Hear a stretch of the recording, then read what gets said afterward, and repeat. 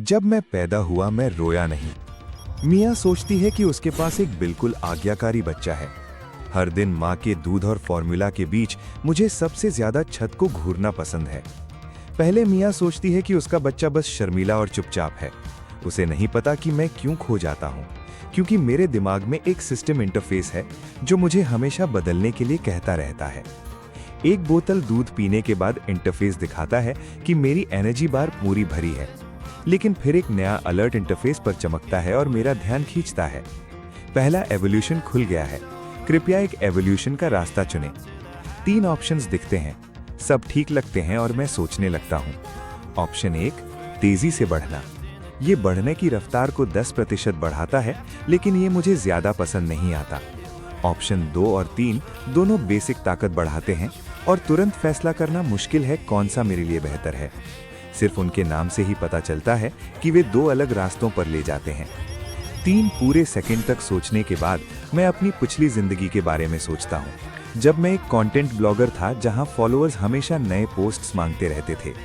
रोज सुबह 3 बजे तक जागना पड़ता था, जब तक मेरा शरीर थककर टूटने नहीं लगा।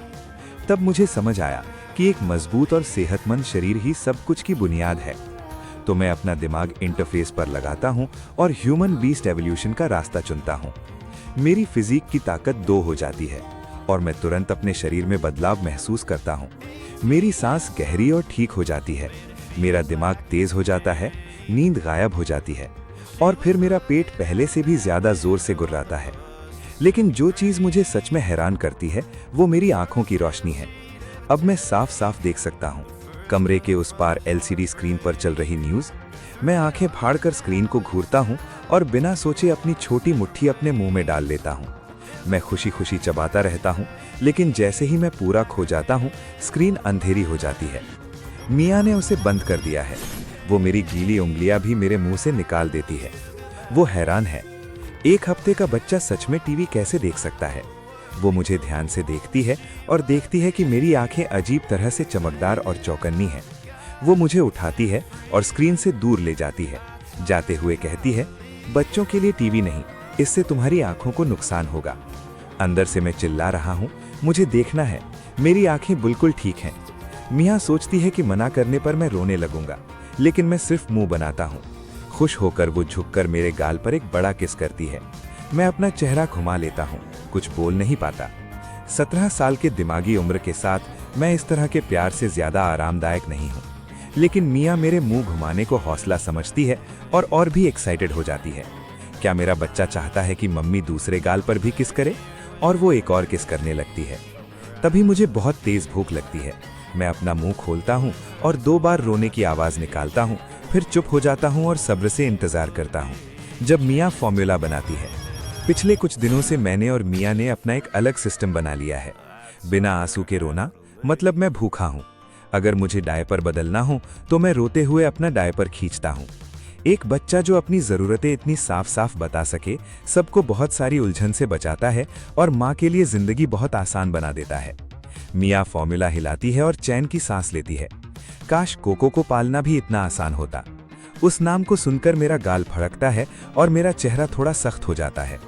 मियाँ मुस्कुराते हुए बोतल मेरे हाथों में देती है। अच्छा मेरे छोटे, अपनी बहन का नाम सुनकर ऐसा चेहरा क्यों बनाया? मैं कुछ नहीं कहता और निप्पल पकड़ लेता हूँ। थोड़ी देर में बोतल खाली हो जाती है, लेकिन मुझे अभी भी तसल्ली नहीं होती। मैं अपने मुंह पर थपकी मारता हूँ और एक और बार रोता हूँ। सिर्फ एक बार में दूसरी बोतल खत्म करने के बाद मैं दूध वाली डकार लेता हूँ, क्योंकि मेरी भूख बढ़ती जा रही है। एनर्जी बार हर दिन 2% बढ़ती है। इस रफ्तार से मैं 1 महीने के अंदर अपना दूसरा एवोल्यूशन कर लूंगा। तभी 7 या 8 साल की एक लड़की उछलती हुई दरवाजे से अंदर आती है। उसकी स्कूल यूनिफॉर्म की स्कर्ट पूरी सिकुड़ी हुई है। उसकी सफेद घुटने तक की सॉक्स मिट्टी से भरी है और उसने छोटे लाल चमड़े के जूते पहने हैं, जो हर कदम पर फर्श पर जोर से आवाज करते हैं। मियाँ उसे एक नजर देखती है और घूरती है। इस बार किस क्लासमेट से लड़ी? लड़की गर्व से अपनी ठोड़ी ऊपर करती है।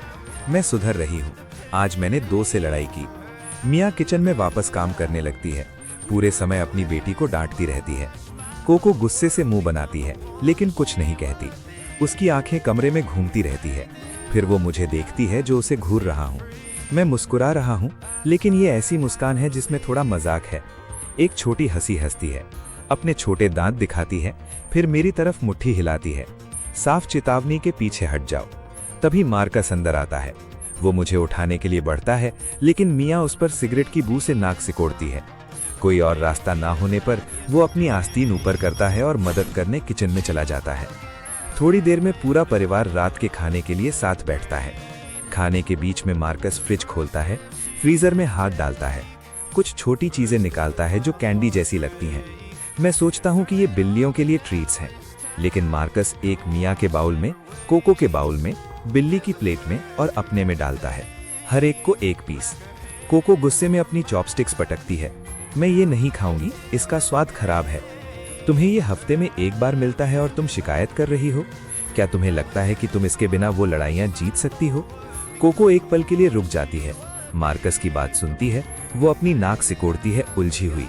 वो अपनी आंखें बंद करती है और उसे जबरदस्ती खा लेती है। मुझे जानने के लिए बेचैन है कि वो कैंडी जैसी चीज असल में क्या है। बाद में जब मैं मार्कस और मिया को बात करते सुनता हूँ, तब मुझे पता चलता है कि इसे क्रिस्टल बीज जेली कहते हैं।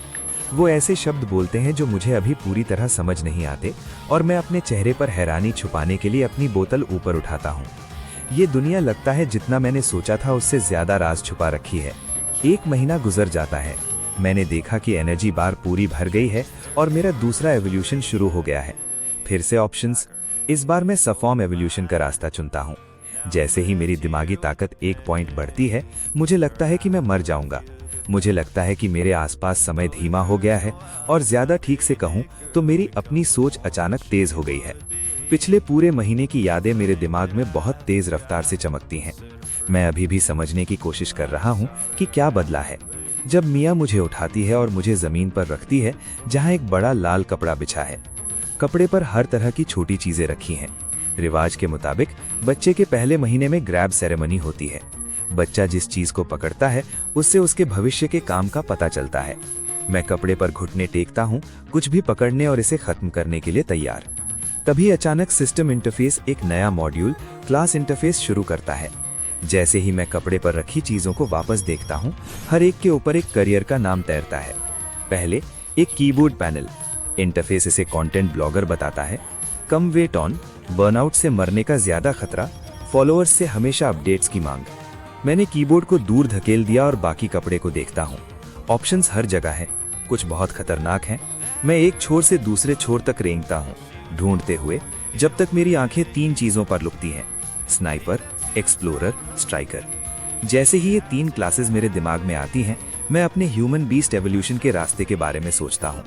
सिर्फ स्ट्राइकर बनकर और लड़ाई की कला में माहिर होकर क्या मैं अपनी फिजिक की ताकत का सबसे ज्यादा फायदा उठा सकता हूँ? तो मैं चारों हाथ पैरों से बॉक्सिंग ग्लव की तरफ बढ़ता हूँ और उसे अपनी बाहों में खींच लेता हूँ। एक चमकदार मुस्कान देता हूँ। क्लास इंटरफेस दिखता है। Primary class striker loaded. Class interface अभी खाली है, लेकिन अंदर से मैं उत्साह से भरा हूँ।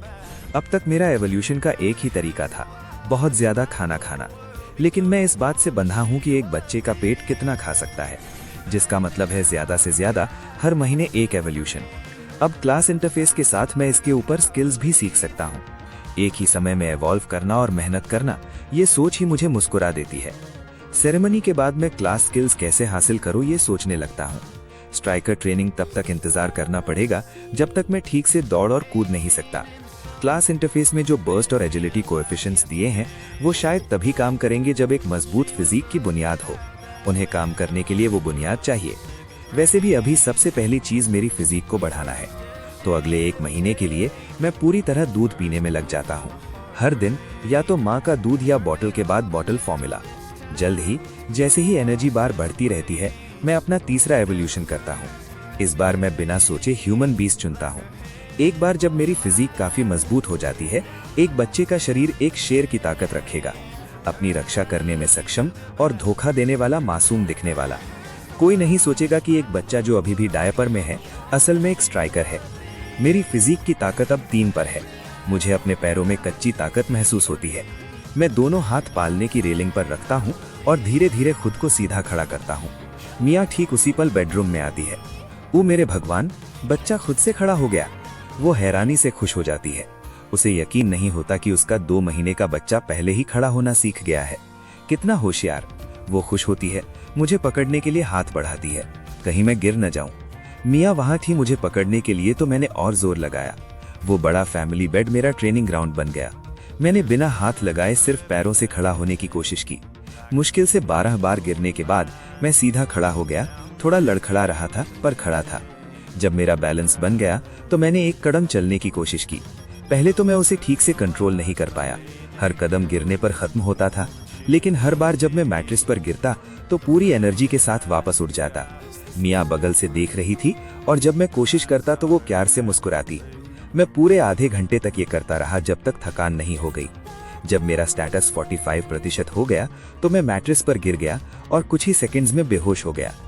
तीसरी एवोल्यूशन से मेरी आवाज की नलियां लगभग पूरी तरह डेवलप हो गई हैं। अब मैं आखिरकार बोलना सीख सकता था। ये क्या है बेबी? मैंने दूध की 3 पूरी बोतलें पी ली, इससे पहले कि मैं आखिरकार एक संतुष्ट डकार लेता। पहले तो मियाँ मेरी इतनी ज्यादा भूख को एक अच्छा संकेत मानती थी। एक सेहतमंद बच्चा अच्छा खाता है। जब फॉर्मूला का एक टीन 2 दिन से भी कम में खत्म हो गया तो उसे घर के खर्चे की चिंता होने लगी। दोनों के पब्लिक स्कूल टीचर्स होने और अच्छी इनकम होने के बावजूद उन पर बोझ पड़ने लगा था। मैंने मियाँ को किचन में खुद से बड़बड़ाते हुए सुना।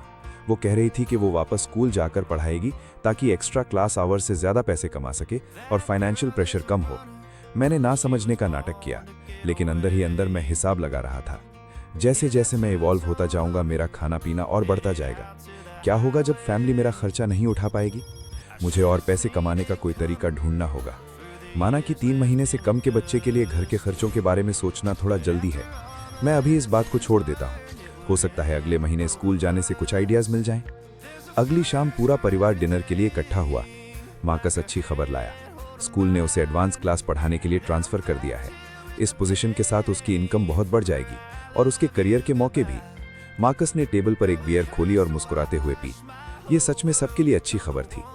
फिर मियाँ ने अनाउंस किया कि वो जल्द ही स्कूल वापस जा रही है, घर पर फाइनेंशियल प्रेशर कम करने में मदद करने के लिए। मियाँ ने जो घर के खर्चों का रिकॉर्ड रखा था उसे देखने के बाद मार्कस ने ना चाहते हुए भी हाँ कर दी। फिर उसने कहा, मैं जियोलॉजिकल सर्वे ब्यूरो में भी एक एप्लीकेशन दूंगा। देखता हूं अगर मैं इतना लकी हुआ कि मुझे एकोरेल्म में जाने का एक और पास मिल जाए। एकोरेल्म पास? ये दूसरी बार था जब मैंने ये शब्द सुने थे।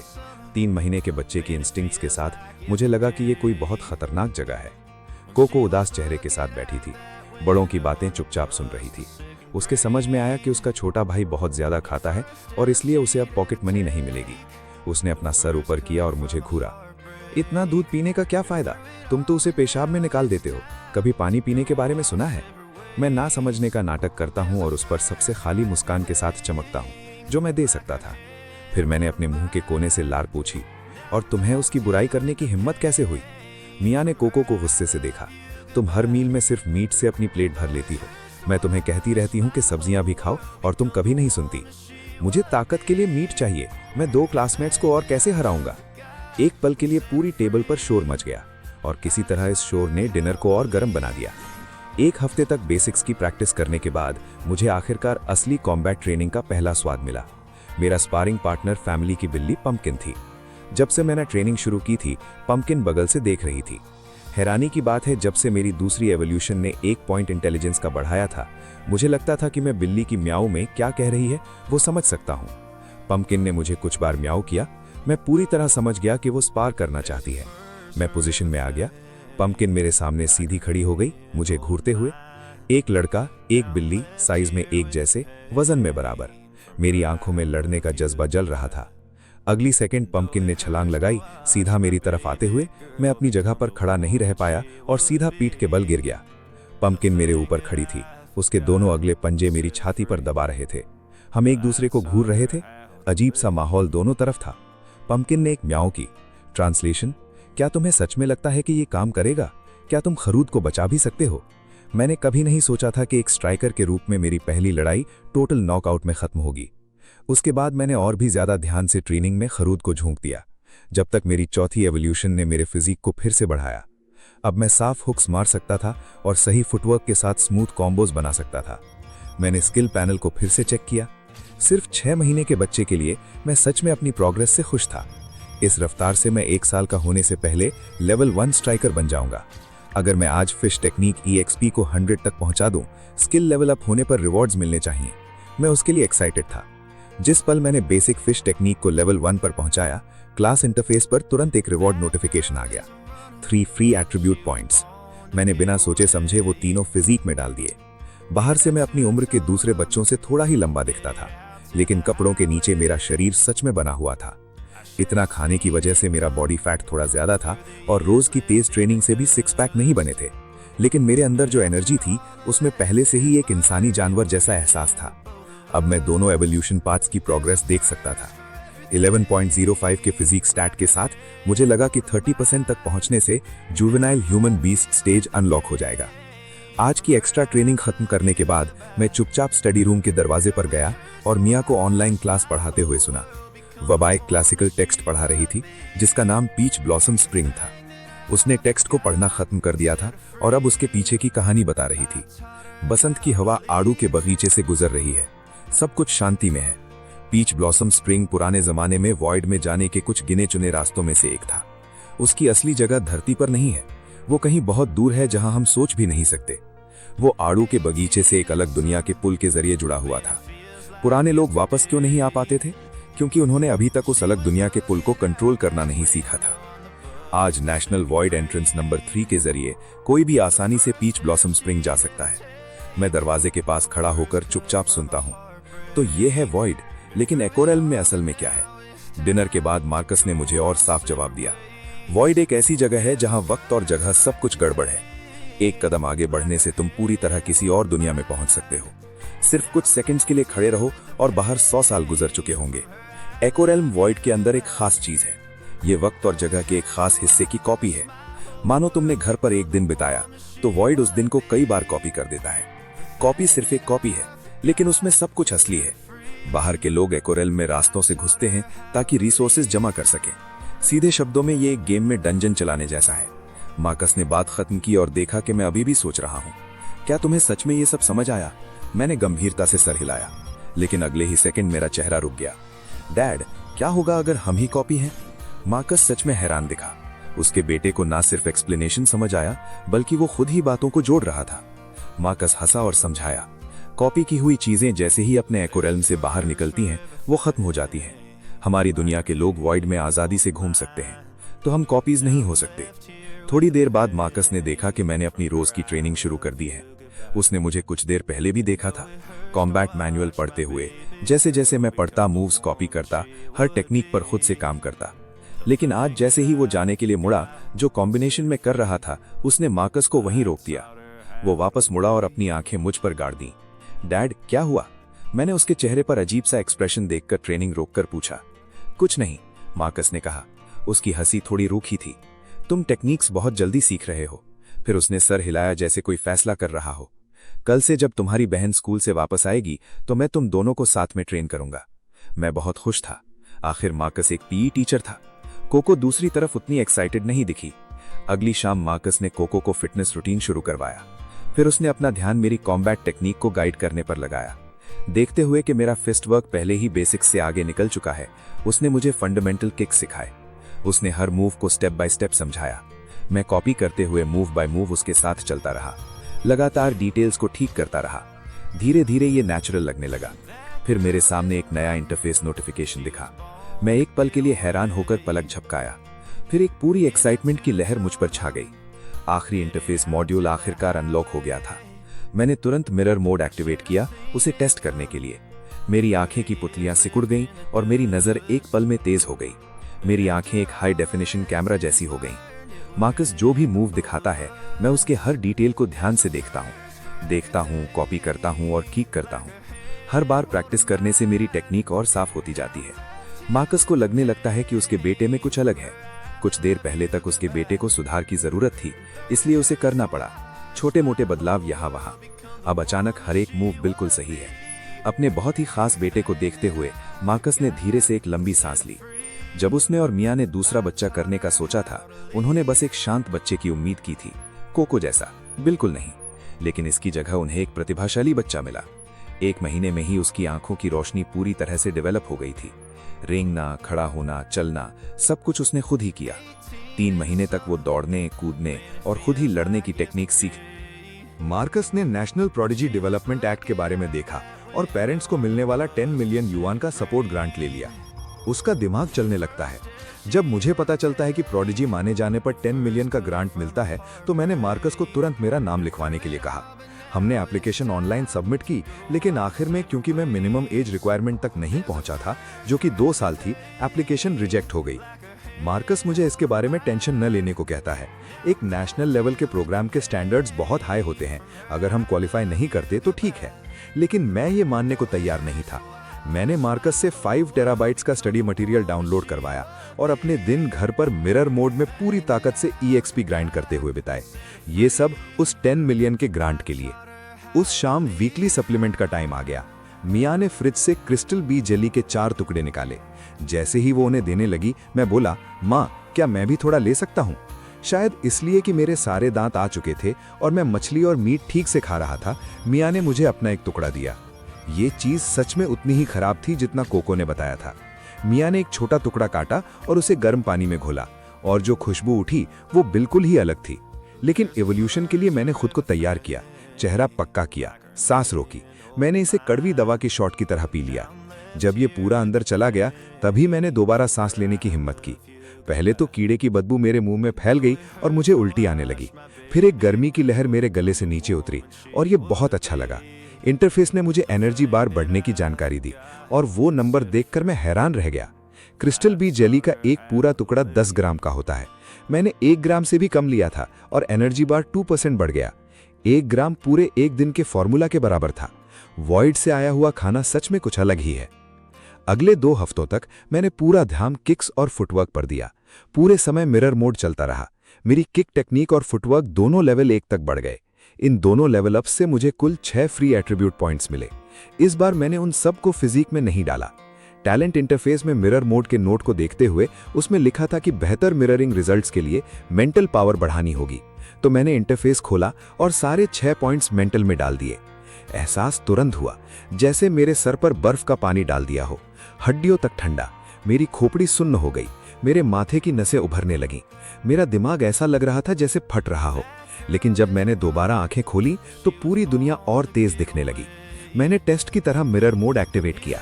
मैंने मास्टर जिंजर की म्याऊं की आवाज की नकल करना शुरू किया। मास्टर जिंजर ने अपना सर झुकाया। मैंने तुरंत उस आवाज की नकल की। उसका मोटा चेहरा लटक गया। उसके चेहरे पर सब कुछ दिख रहा था। ये 2 पैरों वाला जीव मेरी आवाजों की नकल कर रहा है और ये बिल्कुल भी अच्छा नहीं है। वो मुड़ा और चला गया। लेकिन तभी मेरे इंटरफेस में एक टेक्स्ट की लाइन दिखी। मिरर मोड एक्टिवेट करने और मास्टर जिंजर की कुछ आवाजों की नकल करने के बाद मैंने किसी तरह बिल्ली की भाषा अनलॉक कर ली थी। मास्टर जिंजर के साथ आधे घंटे की बातचीत के बाद बीस्ट टंग फेलाइन स्किल को 2 EXP पॉइंट्स मिले। परेशानी ये है कि मास्टर जिंजर एक अच्छा टीचर नहीं है। वो बार बार वही कुछ फ्रेजेस दोहराता रहता है, बिल्कुल भी उत्साह के बिना। सोचता हूं अगर मैं बेसिक PSI फॉर्म को पूरी तरह से इवॉल्व कर लूं तो क्या मुझे सीधे थॉट्स भेजने की एबिलिटी मिल जाएगी। अपनी डेली ट्रेनिंग के साथ अब मेरा एक नया शौक है, बिल्लियों से बातें करना। समय तेजी से गुजरता है और गर्मियां आ रही हैं। स्प्रिंग फ्लू का प्रकोप कम हो गया है। हर जगह के पेरेंट्स ने चैन की सांस ली। जिन दिनों मिया की ऑनलाइन क्लासेस नहीं होती, वो मुझे स्ट्रोलर में बैठाकर नेबरहुड में घुमाती है। उसकी उम्मीद है कि मैं अपनी उम्र के बच्चों के साथ थोड़ा सोशल टाइम बिताऊंगा। हर दिन घर पर बिल्लियों से बातें करने की बजाय अब वो चिंता करने लगी है। मैं स्ट्रोलर में बैठा हूं और चुपचाप दूसरे बच्चों को उनके स्ट्रोलर्स में देखता हूं। तभी एक छोटी लड़की अचानक रोने लगती है। एक लड़का भी उसके पीछे उतनी ही जोर से रोने लगता है। जो भी वजह हो, मुझे वो बहुत शोर शराबा करने वाले लगते हैं। कुछ माओं ने मुझे चुपचाप बैठे हुए देखा, न रोता हुआ, न परेशान होता हुआ, न ही अपनी उंगलियां चबाता हुआ। वो मिया की तारीफ करती हैं, तुम्हारा बच्चा कितना अच्छा है, कितना समझदार है। अगर मेरा बच्चा भी ऐसा होता तो मैं हर रात मुस्कुराते हुए सोती। मिया खुश हो जाती है। हर पेरेंट को अपने बच्चे की तारीफ सुनना अच्छा लगता है। उसने मुझे बाहर चुप रहने और न बोलने को कहा था, वरना रिएक्शन और भी ज्यादा हो सकता था। तभी एक माँ बोलती है, इस बच्चे की आंखें कितनी तेज हैं। क्या तुमने इसकी इंटेलिजेंस टेस्ट करवाई है? ये एक प्रोडिजी हो सकता है, तुम्हें पता है? बिल्कुल, मैंने पढ़ा है कि बहुत से प्रोडिजीज 1 या 2 साल की उम्र में ही निशानियां दिखाते हैं। ये सुनकर मिया घबराहट में उन्हें टाल देती है।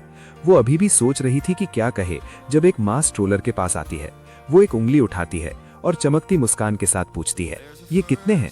सही जवाब दो और आंटी तुम्हें टॉफी देगी। सब मेरे जवाब का इंतजार करते हैं।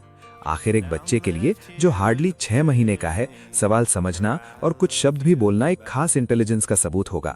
मैंने क्यूरियस भीड़ को पूरी तरह से इग्नोर किया और अपना चेहरा आवारा बिल्ली की तरफ किया जो फूलों की क्यारी के पास बैठी थी। एक्साइटेड होकर मैंने उसे बुलाया। माएँ हैरानी से घूरने लगी। मियाँ ने दूसरी तरफ चुपचाप चैन की सांस ली। आवारा बिल्ली ने आवाज सुनकर अपना सर घुमाया। कुछ खास नहीं मिला और वो भाग गई। फिर भी इस नेबरहुड में आवारा बिल्लियों की कमी नहीं है। अगली बार जब मौका मिलेगा मैं बातचीत शुरू करूंगा और कुछ 20 टंग एक्स ग्राइंड करूंगा। जब से मैंने वो 6 मेंटल पॉइंट्स ऐड किए हैं, मैं अब पूरी तरह से वीडियो ट्यूटोरियल से सीख सकता हूं और बाकी कॉम्बैट टेक्निक्स खुद ही सीख सकता हूं।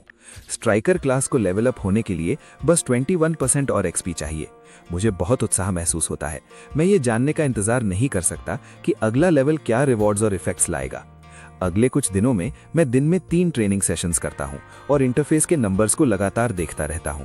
2 हफ्तों बाद दिल तेजी से धड़कते हुए मैंने क्लास इंटरफेस खोला। प्रॉम्प्ट पूछता है कि क्या मैं आगे बढ़ना चाहता हूं। मैंने बिना किसी झिझक के हाँ चुना। जब इंटरफेस दोबारा फोकस में आता है, इस पहले क्लास लेवल अप के रिवॉर्ड्स मेरी उम्मीद से कहीं ज्यादा अच्छे थे। स्ट्राइकर की स्पेशलाइजेशन, वीक पॉइंट स्ट्राइक का डिस्क्रिप्शन पढ़ते हुए मेरी उंगलियां उत्साह से फड़फड़ाने लगी। मुझे लगता है कि अब मैं पंपकिन के खिलाफ बराबर का मौका रखता हूं। मैंने सारे 10 रिवॉर्ड एट्रीब्यूट पॉइंट्स एलोकेट किए। पहले तो मुझे अंदर से एक ताकत का धमाका महसूस हुआ। फिर मेरी बाहें साफ तौर पर मोटी हो गईं। जरा सा भी फ्लेक्स करने पर बाइसेप्स उभर आते थे। मेरा दिमाग साफ हो गया, सब कुछ तेज हो गया। महीनों की ट्रेनिंग और पढ़ाई एकदम सही तरतीब से मेरे दिमाग में घूम गई। इतनी अच्छी हालत में मुझे पंपकिन को ढूंढना होगा और हिसाब बराबर करना होगा। लेकिन पंपकिन बस जंभा ही लेता है। उसका अंदाज ज्यादा स्वागत करने वाला नहीं था। मैं वहां खड़ा रहा और एक अजीब सी मुस्कान दी। पंपकिन, चलो लड़ते हैं। पंपकिन थोड़ा हिलता है। उसके मुंह का कोना ऐसे मुड़ता है जैसे वो ठंडी मुस्कान दे रहा हो। मुझे एक बुरा एहसास होता है। क्या ये बिल्ली उठने की वजह से गुस्से में है? अगले ही पल पंपकिन एक आवाज निकालता है और तेजी से गायब हो जाता है। वो सीधा मेरे पैरों की तरफ आता है। पंपकिन को साफ लगता है कि ये लड़ाई भी पिछली बार की तरह जल्दी खत्म हो जाएगी। लेकिन मैं अब वो कुछ महीने पहले वाला बेचारा बच्चा नहीं हूँ। जब वो टकराता है, मैं उसके साथ घूम जाता हूँ, साफ और कंट्रोल में। टक्कर को संभालता हूँ, ठीक से खड़ा होता हूँ और हमारे बीच की दूरी बढ़ा देता हूँ। पंपकिन पलक झपकता है। उसकी सुनहरी आंखें हैरानी से भर जाती हैं। इस 2 पैरों वाले जीव ने उसे सच में पीछे धकेल दिया। मैं उसके बगल में सोफा पर गिरता हूँ, जोर जोर से सांस लेते हुए।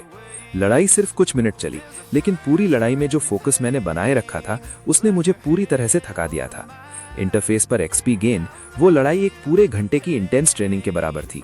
मैंने पंपकिन की तरफ उम्मीद भरी नजरों से देखा। तो क्या हम ये कभी दोबारा कर सकते हैं? जैसे मेरे पोटेंशियल को पहचानते हुए पंपकिन का अंदाज काफी नरम हो गया। वो धीरे से म्याऊं करता है जवाब में। मैं पंपकिन के पास दौड़ता हूँ और शुक्रिया अदा करने के लिए इज्जत से हाथ जोड़कर झुकता हूँ। समय तेजी से गुजरता है। जब तक मैं 9 महीने का होता हूँ, मेरी हाइट 87 सेंटीमीटर हो जाती है, जो एक एवरेज 2 साल के बच्चे जितनी है। फिजिकल कैपेबिलिटी के मामले में मैं टीनेज बेंचमार्क को बहुत पहले ही पार कर चुका था।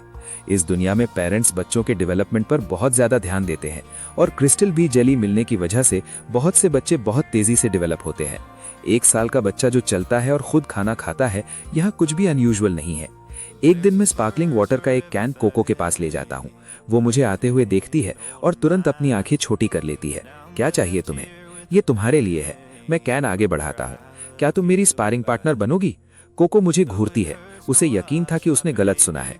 हाँ, छोटा वाला तेजी से बढ़ रहा है, लेकिन वो 122 सेंटीमीटर लंबी है, उससे पूरा 1 सर ऊंची। उससे लड़ने को कहना, ये तो सीधे सीधे मार खाने को कहना है। लेकिन उन मासूम आंखों को देखकर उसके अंदर कुछ हलचल होती है और उसकी मुट्ठियां खुजलाने लगती हैं। 1 मिनट की बातचीत के बाद हम दोनों ने बेडरूम का दरवाजा बंद कर दिया। कोको बुरी मुस्कान के साथ अपनी उंगलियां चटकाती है। हमने डिसाइड किया था, अगर मैंने तुम्हें चोट पहुंचाई तो रोना नहीं और माँ को बिल्कुल नहीं बताना, समझ गए? मैं एक शब्द नहीं कहूंगा। मैं अपने बाएं पैर से धक्का देता हूं और हमला करता हूं। पहले तो कोको मुझे बिल्कुल भी सीरियस नहीं लेती। वो मुझे पीछे धकेलने के लिए किक मारती है, लेकिन मैं जल्दी से साइड हट जाता हूं और उसे साफ तरीके से डॉज कर लेता हूं। उसी पल मैं उसका पैर पकड़ लेता हूं, अपना वजन आगे की तरफ गिराता हूं और अपना सर जोर से उसके पेट में मारता हूं। उफ! कोको अपना बैलेंस खो देती है और बेड पर गिर जाती है। वो जल्दी से वापस खड़ी होती है और बड़ी आंखों से मुझे घूरती है। गिरने से ज्यादा चोट नहीं लगी थी, लेकिन उसके दिमाग को लगा झटका बहुत बड़ा था। नामुमकिन, बिल्कुल नामुमकिन। ये बच्चा अभी पूरा 1 साल का भी नहीं हुआ है ना? वो सोचने लगती है कि कोई सही वजह ढूंढे। उसे जल्दी ही समझ आता है माँ उसे सिर्फ हॉस्पिटल से घर लाई थी। किसी ने भी उसके जन्म को सच में नहीं देखा था। सिर्फ एक ही नतीजा निकलता है, वो घूमती है, बेडरूम से बाहर निकलती है और पूरी आवाज में चिल्लाती है, माँ तुम्हें धोखा दिया गया है, ये तुम्हारा असली बेटा नहीं है। लिविंग रूम में कोको मिया को ढूंढते हुए इधर उधर दौड़ती है, पूरे समय चिल्लाती रहती है, माँ माँ तुम्हें धोखा दिया गया है, ये तुम्हारा नहीं है, ये एक एलियन जीव है जो धरती को तबाह करने आया है। मैं दरवाजे पर चमकती मुस्कान के साथ खड़ा हूँ। जो कुछ हो रहा था उसका पूरा मजा ले रहा था। और जैसा कि उम्मीद थी, 5 मिनट बाद मिया अपनी ऑनलाइन क्लास खत्म करती है। सबसे पहले वो कोको का कान पकड़ती है और उसे खूब डांट लगाती है। अगर तुमने दोबारा ऐसा शोर मचाया और मेरी क्लास में खलल डाला तो डिनर में तुम्हें मीट नहीं मिलेगा। कोको अपना कान रगड़ती है, आंखें दुख और गुस्से से भरी हुई। माँ भी फिल्मों के उन साइड कैरेक्टर्स जैसी बन जाएगी जो हीरो पर कभी यकीन नहीं करते और आखिर में एलियन क्रीचर उन्हें खा जाता है। जब मिया को समझ आता है कि असल में क्या हुआ था, वो मार्कस को उसके वापस आते ही बताती है और इस तरह कोको और मेरी दूसरी राउंड की लड़ाई होती है। इस बार कोको अपनी पूरी ताकत से मुझ पर हमला करती है, उस एलियन क्रीचर को बेनकाब करने के लिए जो उसके सामने खड़ा था। मैं शांत रहता हूँ, हर मूव को पढ़ता हूँ और साफ तरीके से जवाब देता हूँ। उसकी टेक्निक में कमियां ढूंढता हूँ। इस तरह की हाई इंटेंसिटी स्पारिंग से एक्सपी बहुत तेजी से बढ़ता है और 5 टेराबाइट्स का स्टडी मटेरियल अब्सॉर्ब करने के बाद मैं अब खुद को संभाल सकता हूँ, एक अनुभवी स्ट्राइकर की तरह। बचना, रोकना, जवाब देना, यहाँ तक कि ओपोनेंट का रिदम तोड़ना, ये सब अब मेरी आदत बन चुका है। कोको दूसरी तरफ कुछ सालों से कॉम्बैट में ट्रेनिंग ले रही थी, लेकिन उसकी गहराई से पढ़ाई ना करने की इच्छा ने उसकी टेक्निक को कच्चा छोड़ दिया था। जैसे ही मैंने उसे एक किक में ज्यादा आगे बढ़ते और खुद को खुला छोड़ते देखा, मैं नीचे से तेजी से अंदर घुसता हूं और एक साफ लेग स्वीप टेक डाउन करता हूं। उसके पीछे वीक पॉइंट स्ट्राइक बोनस के साथ कारपेट भी उसे नहीं बचा पाता। कोको दर्द से करहाते हुए जमीन पर गिर जाती है। वो वहां हांफते हुए लेटी रहती है, छत को खाली नजरों से घूरती है। ये खत्म हो गया, वो सांस लेती है। एलियन क्रीचर धरती पर कब्जा करने वाला है। मेरी सुधार की स्पीड मार्कस की उम्मीदों से एक बार फिर आगे निकल जाती है। लगता है मैं प्रोडिजी सिलेक्शन प्रोग्राम के लिए क्वालिफाई करने के बहुत करीब हूँ। मार्कस सेलिब्रेट करने के लिए 2 एक्स्ट्रा डिशेस बनाता है, हम दोनों को अच्छा बूस्ट देने की उम्मीद में। अगले 2 महीने की गर्मियों की छुट्टियों के लिए gold medal sparring partner cocoa officially duty पर आ जाती है। उसका एक ही मकसद है, मुझे हराना और मेरा असली एलियन रूप सबके सामने लाना। मैं उसके हर चैलेंज का स्वागत करता हूं, क्योंकि मिरर मोड में लड़ने से एक्सपी इतनी तेजी से बढ़ता है कि कोई और चीज उसकी बराबरी नहीं कर सकती। समय निकलता जाता है, अक्टूबर आता है और उसके साथ मेरे दोबारा जन्म के बाद मेरा पहला बर्थडे। मार्कस और मिया टेबल पर ताली बजाते हैं और हैप्पी बर्थडे गाते हैं। मिया कोको का कान थोड़ा सा खींचती है और वो भी आधे दिल से गुनगुनाते हुए शामिल हो जाती है। मैं अपनी कुर्सी पर अपनी बोतल पकड़े बैठा हूँ, उसे ऐसे उठाता हूँ जैसे टोस्ट कर रहा हूँ और एक ही बार में पी जाता हूँ। मैं अपनी आंखें बंद करता हूँ, एक विश मांगता हूँ और एक ही सांस में सारी मोमबत्तियां बुझा देता हूँ। गिफ्ट्स के लिए कोको अपनी पॉकेट मनी से एलियन 5 मूवी की आर्ट बुक खरीदती है और उसे मेरी तरफ सरका देती है। वो एलियन बेस की तरफ इशारा करती है और आमतौर पर पूछती है, घर पर वो मांस खाने वाले फूल खिल रहे हैं, क्या तुम वापस जाकर देखोगे नहीं? फिर मार्कस की बारी आती है। वो मुझे एक छोटी नीली बोतल देता है। ये कमर्शियल्स में दिखने वाले कैल्शियम सप्लीमेंट ड्रिंक्स जैसा लगता है, लेकिन जब मैं लेबल देखता हूँ उस पर लिखा था grade A essence tonic. Marcus मुस्कुराता है, इसे सीधा पियो, ये क्रिस्टल बी जली से बेहतर अब्सॉर्ब होता है। मैं सबको शुक्रिया कहता हूँ और टॉनिक को एक ही बार में पी जाता हूँ। एक ठंडी ताजगी भरी लहर मेरे गले से लेकर पैरों तक फैल जाती है। एनर्जी बार से 2 डायरेक्ट एट्रीब्यूट पॉइंट्स मिलते हैं, फिर एक के बाद एक कई और नोटिफिकेशंस आते हैं। पूरे 1 साल की मेहनत और मेरी पहली बड़ी अचीवमेंट आखिरकार अनलॉक हो जाती है।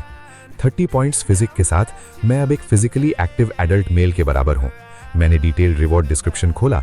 मेरी सभी करंट टैलेंट स्किल स्पेशलाइजेशंस में बीस्ट फॉर्म सबसे ज्यादा कॉम्बैट पावर बूस्ट देता है। फिर मैंने passive talent reward predator check किया। ये एक नॉन कॉम्बैट टैलेंट है, लेवल अप नहीं हो सकता लेकिन इन्फिनिटली स्टैक होता है। आगे से हर दिन की ट्रेनिंग प्रेडेटर टैलेंट के साथ मिलकर थकान और फिजिकल डैमेज से तेजी से ठीक होने का मतलब है। मैंने रिवॉर्ड स्क्रीन बंद की और अपनी नजरें अगले एवोल्यूशन माइलस्टोन पर टिकाईं। 30 पॉइंट्स एक हेल्थी एडल्ट के बराबर हैं, तो एक 100 पॉइंट्स इंसान की आखिरी सीमा होनी चाहिए।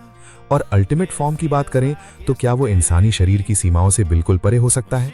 लेकिन अभी मेरे दिमाग में एक शब्द आया, असाधारण। एक नए मकसद के साथ मुझे दोबारा से जोश महसूस होता है। पहला माइलस्टोन हो गया है, दूसरा कितना दूर हो सकता है? उस रात मैंने अपने इवॉल्व फिजिकल कैपेबिलिटीज का पूरा टेस्ट किया। मार्कस एक तरफ खड़ा सब कुछ अपने फोन पर रिकॉर्ड कर रहा है, चाहे वो ताकत हो, कूदना हो या 100 मीटर की दौड़ या फिर उसके बाद होने वाले इंटेलिजेंस टेस्ट्स।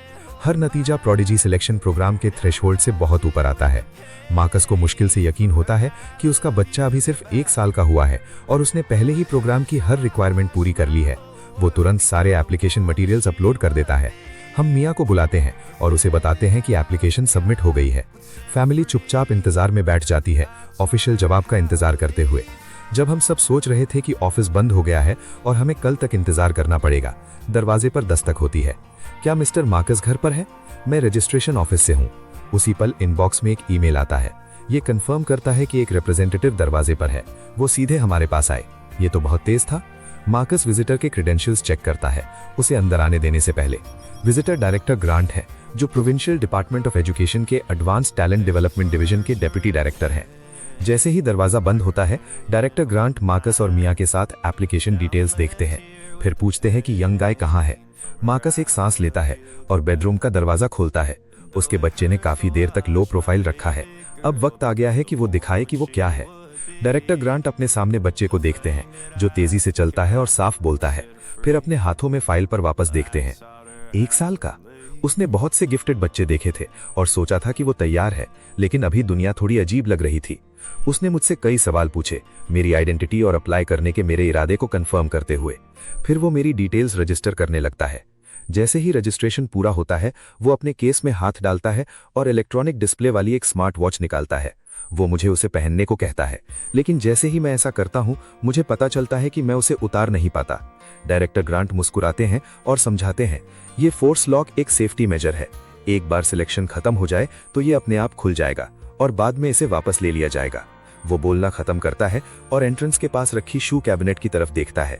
पंपकिन कैलिको बिल्ली उसके पीछे छुपी हुई थी और अजनबी को देख रही थी। जब अजनबी सीधे उसकी तरफ देखता है तो वो हैरानी से जम जाती है। डायरेक्टर ग्रांट आगे कहते हैं, आपने बताया था कि बच्चे में बिल्लियों से बात करने की एबिलिटी है। आप इस बॉन्डेड पेट को अपने साथ ला सकते हैं। ये सिलेक्शन के दौरान काम आ सकता है। 10 मिलियन के ग्रांट के लिए मिया मुझे रात भर प्राइवेट जेट में जिंगजो में प्रोडिजी सिलेक्शन बेस की तरफ ले जाती है। 2 घंटे बाद हम पहुंचते हैं। हमें एक डॉर्मेट्री में लाया गया। बिल्डिंग में अंधेरा था, लाइट्स ऑफ थे।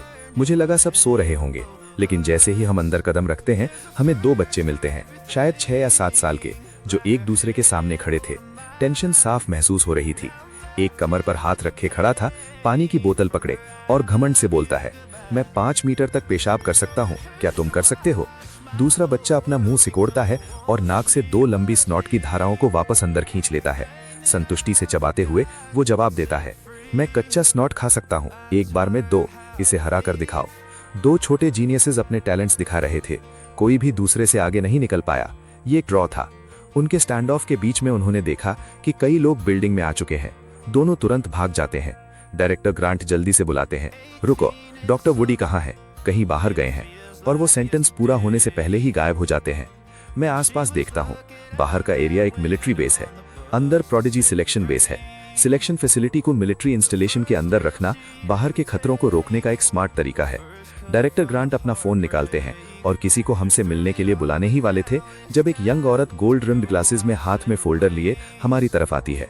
वो पास आते ही डायरेक्टर ग्रांट को ग्रीट करती है। डायरेक्टर ग्रांट, आप इस बार बेस के लिए एक अच्छा सरप्राइज लाए हैं। प्रोडिजी प्रोग्राम के 15 साल हो गए हैं और आज पहली बार हमने एक ऐसा एप्लीकेंट देखा है जो अभी सिर्फ 1 साल का हुआ है। डायरेक्टर ग्रांट जल्दी से उसका हाथ मिलाते हैं। डॉक्टर वुडी, आप बहुत मेहरबान हैं, लेकिन ये बच्चा सच में कुछ अलग है। ऐसा है तो मैं बहुत ध्यान से देखूंगी। डॉक्टर वुडी की नजर मुझ पर पड़ती है। मैं ऊपर देखता हूँ और उसके कोट पर नेम टैग पढ़ता हूँ, doctor Woody, institute for extraordinary trades. Doctor Woody मिया से कुछ बातें करती है, फिर मेरी तरफ मुड़ती है। क्या तुम्हें कुछ चाहिए काय? वो देखती है कि मैं अभी भी उसके नेम टैग को घूर रहा हूँ। वो हंसती है, दूध के लिए भूख लगी है? सॉरी, मेरे पास नहीं है। मैं सीधे जवाब देता हूँ, मैं अब नॉर्मल खाना खाता हूँ। वो मुझे आसानी से उठा लेती है और मेरा गाल खींचती है। शायद टेक्सचर से संतुष्ट होकर वो मिया की तरफ देखती है। ये बहुत प्यारा है, क्या मैं इसे किस कर सकती हूँ? बिल्कुल, आगे बढ़ो। उसे ऐसी चीजें बहुत पसंद है। पसंद है? कब से? किसने परमिशन दी? इससे पहले कि मैं प्रोटेस्ट करता, डॉक्टर वुडी मुझे कई किस करती है और मेरा चेहरा लिप प्रिंट से भर जाता है। डॉक्टर वुडी फिर हमें हमारे अलॉटेड क्वार्टर्स की तरफ ले जाती है। ये एक पूरी तरह से इक्विप्ड अपार्टमेंट है, इतना कंफर्टेबल कि घर जैसा लगता है। आराम कर लो, असेसमेंट प्रोसेस कल से शुरू होगा। वो मियाँ को एक एक्सेस कार्ड देती हैं और चली जाती है। हम अभी ठीक से सेटल भी नहीं हुए थे कि दरवाजे पर दस्तक होती है। मियाँ दरवाज़ा खोलती है और हैरान रह जाती है। ये 3 दर्जन बच्चे दरवाजे पर भरे हुए थे। सब अंदर झांकने के लिए अपनी गर्दन लंबी कर रहे थे। हमने सुना कि एक साल का फ्रीक आया है। मियाँ आधे मजाक और आधे गुस्से में एक तरफ हट जाती है और मुझे अपने कंपटीशन से मिलने का इशारा करती है। मैं पास जाता हूँ, एक नज़र देखता हूँ और कहता हूँ, इतनी रात हो गई है, क्या तुम सब सोते नहीं हो? हम सो रहे थे जब तक इन दोनों ने सबको जगह नहीं दिया। वो उन 2 रिंग लीडर्स की तरफ इशारा करते हैं और जैसा कि उम्मीद थी, 5 मीटर तक पेशाब करने वाला और नाक की गंदगी खाने वाला। ये देखकर कि उनसे बात करने वाला सच में इतना छोटा है, वो उत्साह से सवालों की बौछार कर देते हैं। क्या तुम स्प्लिट पैंट्स पहनते हो या डाइपर्स? क्या तुम भूख लगने पर रोते हो? क्या तुम लड़ते हो? अगर मैं तुम्हें मारूंगा तो क्या तुम अपनी माँ के लिए रोओगे? उस आखिरी सवाल ने मेरा ध्यान खींचा। मैं सस्पेंडर्स वाले लड़के को देखता हूँ जिसने ये पूछा था और धीमी मतलब भारी मुस्कान देता हूँ। तुम्हें पता चल जाएगा। अगली सुबह बेस हॉस्पिटल में मेरा खून टेस्ट, पेशाब टेस्ट और बालों का सैंपल टेस्ट होता है। उनके पास जो भी प्रोसीजर्स थे मैं उन सब से गुजरता हूँ।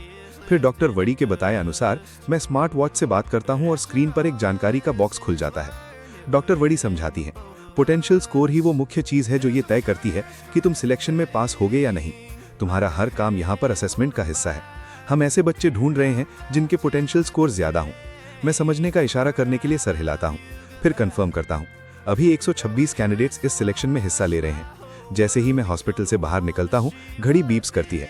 मैं अपनी कलाई उठाता हूँ, मुझे पहले ही 1 पॉइंट मिल गया है। पोटेंशियल स्कोर को एक खास इवैल्यूएशन टीम चेक करती है। डॉक्टर वड़ी समझाती है, ज़्यादा मत सोचो, बस यहाँ ऐसे ही रहो और सीखो जैसे तुम आमतौर पर करते हो। मैं सर हिलाता हूँ, समझ गया। अब मुझे सब साफ दिख रहा है।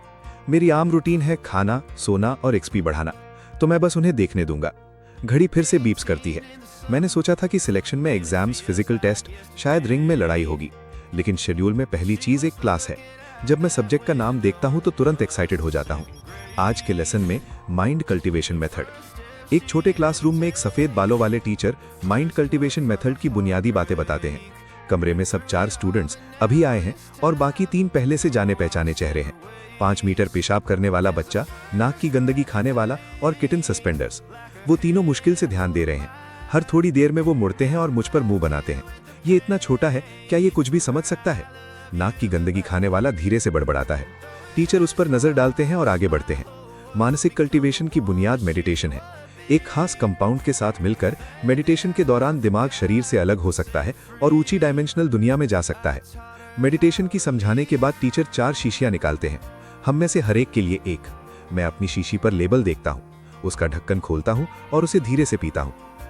ये तो काफी मीठा है। अगले पल मुझे हल्कापन महसूस होता है, जैसे मेरा पूरा शरीर जमीन से उठ गया हो। मेरी इंद्रियां धुंधली होने लगती है।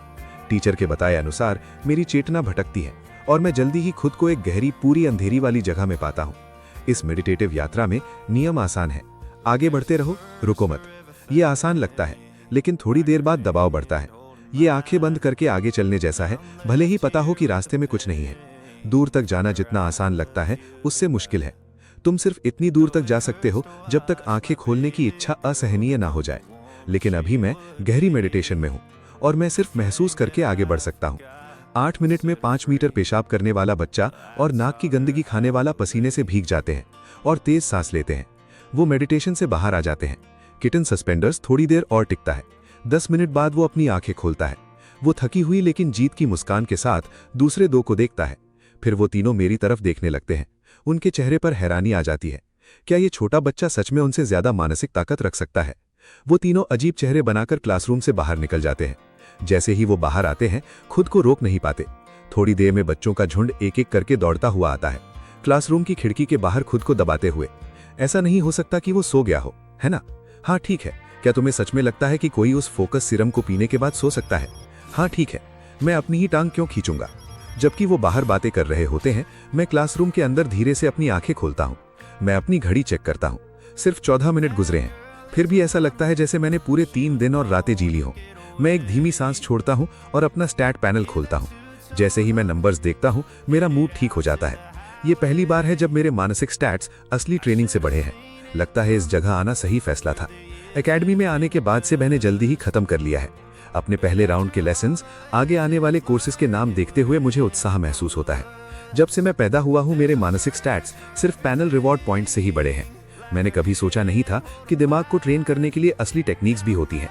जैसे ही मैं एक सेशन खत्म करता हूं और फिर से जाने की तैयारी करता हूं, प्रोफेसर जो मुझे रोकने के लिए अंदर आते हैं। क्लास के बाद मैं अपनी घड़ी की स्क्रीन पर जानकारी देखता हूं। मैं खुद से बड़बड़ाता हूं, क्या पोटेंशियल पॉइंट्स जमा करना सच में इतना आसान है? लेकिन जो मुझे अभी तक नहीं पता वो ये है कि इस मानसिक ट्रेनिंग सेशन में सिर्फ दोनों ने ही 1 पॉइंट कमाया। स्क्वाट और बुगर को कुछ भी नहीं मिला। दूसरी क्लास में प्रोफेसर जो समझाते हैं कि मेडिटेशन ट्रेनिंग आगे बढ़ने पर क्या होता है। तुम्हारा दिमाग जितना मजबूत होगा, डायमेंशनल लॉ को छूने का तुम्हारा मौका उतना ही ज्यादा होगा। समझाने में आसान बनाने के लिए वो एक खाली कागज पर 2 पॉइंट्स बनाते हैं, ए और बी। सब जानते हैं कि 2 पॉइंट्स के बीच सबसे छोटा रास्ता एक सीधी लाइन होती है। लेकिन क्या होता है जब तुम एक ऊंची डायमेंशन में जाते हो? वो कागज को आधा मोड़ते हैं, ए और बी को एक साथ लाते हुए। एक आम आदमी को ए से बी तक जाने के लिए 10 सेंटीमीटर चलना पड़ता है, वो कहते हैं। लेकिन एक अवेकेंड जो डायमेंशनल लॉ को कंट्रोल करता है, वो पल भर में पहुंच सकता है। हम इस शक्ति को डायमेंशनल शिफ्ट कहते हैं। जब सुबह की क्लासेस खत्म होती हैं, मेरा सिर घूमने लगता है। सिर्फ 2 लेसन्स और दुनिया को देखने का मेरा पूरा नजरिया बदल जाता है। ये सच में एक कमाल की दुनिया है।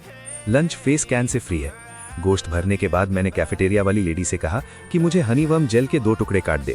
जब स्क्वाट सुनता है कि मैं ये चीज हर दिन खाता हूँ, उसकी आंखें हैरानी से बड़ी हो जाती हैं। क्या तुम खराब हो गए हो या कुछ और? तुम ये हर दिन कैसे खा सकते हो? वो देखता है जब मैं जेल को पानी में मिलाता हूँ। हवा में एक तेज तीखी गंध फैल जाती है। स्क्वाट जो मेरे बिल्कुल सामने बैठा है, लगभग उल्टी कर देता है। आदत पड़ जाती है, मैं कहता हूँ, बिल्कुल बेपरवाह। मैं उसे हिलाता हूँ और पूरा एक ही बार में पी जाता हूँ। मेरी शांत प्रतिक्रिया सबको हैरान करती है। कोई नहीं मानता कि एक छोटा बच्चा ये सब संभाल सकता है। तो वो मेरी नकल करते हैं, एक घूंट, और वो सब बिना किसी एक्सेप्शन के उल्टी कर देते हैं। लंच के बाद मैं डोम वापस जाता हूँ और अपनी घड़ी की स्क्रीन चेक करता हूँ। सिटी पीपा नाम के कैंडिडेट ने डेली एवरेज स्कोर का लीडर बोर्ड बनाया है। 98 कैंडिडेट्स रैंक्ड हैं। आधे दिन में 5 पॉइंट्स कमाने के साथ मेरा रैंक 45वां है। टॉप स्पॉट वन पंच का है, जिसका डेली एवरेज 11.7 है। उस दोपहर एक बस सबको ट्रेनिंग हॉल ले जाती है।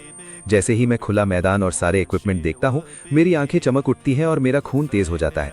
जब मुझे पता चलता है कि ट्रेनिंग की अवधि और तीव्रता पूरी तरह से मुझ पर है, मैं सीधा मार्शल आर्ट्स हॉल में अनआर्म्ड कॉम्बैट जोन की तरफ जाता हूँ। मैं अपने आसपास की फुसफुसाहटों को इग्नोर करता हूँ और पूरी तरह कोच हॉक जो सिखा रहे हैं उस पर ध्यान देता हूँ। मैं खड़ा भी हो जाता हूँ, मिरर मोड एक्टिवेट करता हूँ और उसकी टेक्निक्स को तुरंत कॉपी करता हूँ। कोच हॉक ने इस सेक्शन को खत्म करके बच्चों को आगे बढ़ाने का प्लान बनाया था, लेकिन आधे रास्ते में वो बिल्कुल रुक जाते हैं। वो बड़ी हैरानी भरी आंखों से मुझे घूरते हैं। मेरी काउंटरिंग टेक्निक साफ है, रिदम स्मूथ है, साफ तौर पर पहले ही एक बिगिनर के लेवल पर है। कोच हॉक लेसन खत्म करते हैं, फिर तुरंत पूछते हैं, तुम कितने साल के हो? तुम कितने समय से सांडा की ट्रेनिंग कर रहे हो? अभी 1 साल का हुआ हूँ। सांडा की ट्रेनिंग कुछ महीने से कर रहा हूँ शायद। मेरे बगल वाला एक बच्चा हैरानी से सांस नहीं रोक पाता। मैंने 1 साल का होने से पहले सांडा शुरू की थी। क्या मैं पागल हो रहा हूँ या दुनिया? मैं शर्माते हुए मुस्कुराता हूँ। हाँ, जब तुम नए पैदा हुए हो तो ज्यादा कुछ करने को नहीं होता, बस कुछ चाहिए था जो मुझे बिजी रखे।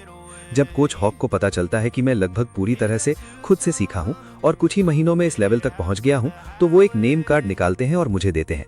वो मुझे अपना वचन देते हैं, चाहे तुम सिलेक्शन पास करो या नहीं, अगर तुम कभी फाइटर बनने का सोचो तो कभी भी मुझसे मिलना। ट्रेनिंग के 20 मिनट बाद ब्रेक के दौरान मैं बाथरूम में चला जाता हूँ, लेकिन यूरिनल के सामने खड़े होकर मुझे एक दुखद बात पता चलती है। वो बहुत ऊंचा है, मैं बस उस तक पहुंच नहीं सकता। इसी बीच स्क्वाड बीच रास्ते में खड़ा है और अपने बगल वाले बच्चे से एक सवाल पूछता है, शर्त लगाओ, मैं यहाँ से उस टॉल के अंदर तक मार सकता हूँ। कोई जवाब दे उससे पहले वो अपनी जिप खोलता है। एक तेज सिसकारी छपाक की आवाज से ऐसा लगता है कि वो सच में ड्रेन तक पहुंच गया। स्क्वाट अपना छोटा हाथ झटकता है जब वो कर चुका होता है।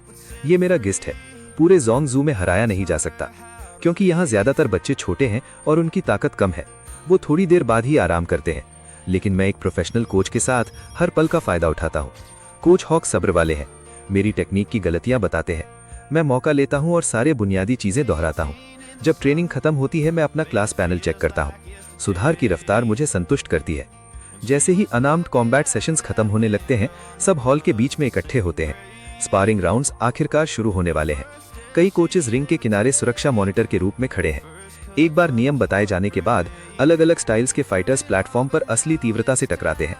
इतने सारे अलग अलग स्टाइल्स के फाइटर्स को पहली बार लड़ते हुए देखकर मुझे लगता है कि हर नजर के साथ मैं कुछ सीख रहा हूँ।